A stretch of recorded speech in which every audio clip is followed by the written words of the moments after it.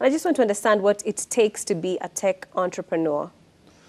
First of all, passion comes first.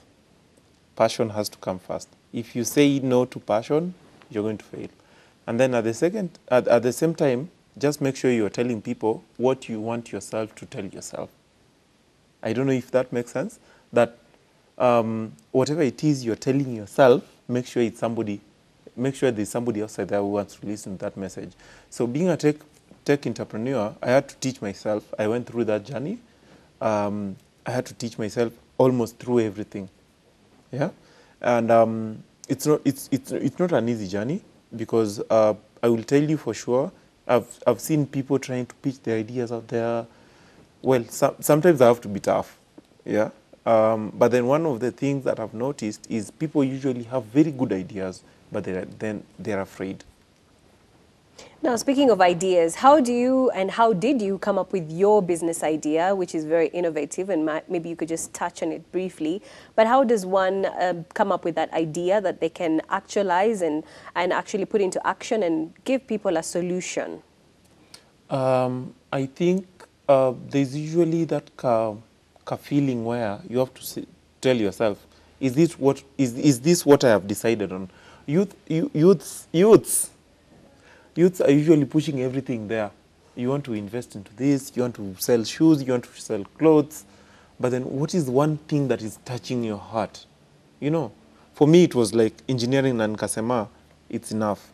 It's enough. I've tried venturing into almost everything. I've tried selling computers, I've tried selling alcohol. I failed. But then one thing I noticed was pushing my idea outside there. Yeah. What role do you think that plays? Just the fact that you have tried a few other things before now deciding this is it. Because like you've rightfully said, youth can sometimes have a challenge when it comes to deciding that this is the one thing I'll focus on 5 years down the line, 10 years down the line, 20 years down the line. And when you're starting out, you might be saying, you know what, I don't know if this is the right thing for me anyway. And I just want to try and see. So how do you arrive at that decision or that decision-making process, and the importance of just being able to, give several things a try? For me personally, let me speak about my journey. I think for me, it's been a journey where you actually keep on talking to yourself. Every single time you think you're failing, go back to yourself and talk to myself. Write everything on the wall. I once wrote on my wall, I give up. But then after some few times, I was like, no, this is not where I want to be. Yeah. So I think you have to be passionate about every single thing you want to attack. Every single place you want to attack, there has to be something about. Why are you in that space? Why? If you can answer the question why, then that actually can mean a lot for you. What do you think the role is of innovation as far as entrepreneurship is concerned? Because your idea, your concept has really tapped into and utilized innovation, not just doing things the way they've already and always been done before, but trying to improve them and better them and then delivering that product or service to the market. So yeah, I think there has to be that kind of innovative part. Every single person is nowadays mintafungwa hardware. Hardware. How many hardwares in the world? So if at all you can attack that specific space where you say, by the way, this is the exact space where I want to attack, right? Because I don't know, if you have an idea about selling your products online, that's exactly where you should attack. But then what has been done that you haven't done? What has this other company done that you want to attack in the very specific moment? So once you start embracing technology, and you actually start, saying, I think this is the exact space I want to go for. Yeah. You've been in the tech entrepreneurship space for 8 years now.